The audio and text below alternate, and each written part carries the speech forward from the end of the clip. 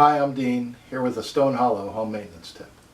There are a lot of ways that you can contribute to the health and maintenance of your own home. One of the ways you can do this is about once a quarter, take a trip around the outside of your home to observe the current conditions. One of the areas to take a look at is your roof. You may not be able to climb on the roof, but you should be able to observe enough to know whether or not it's time to hire somebody who can.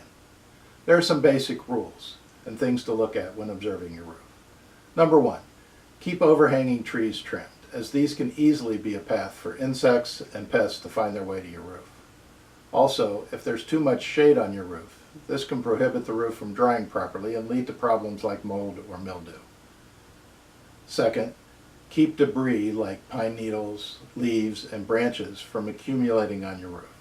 These can easily clog the gutter system and prevent the prompt evacuation of water away from your house.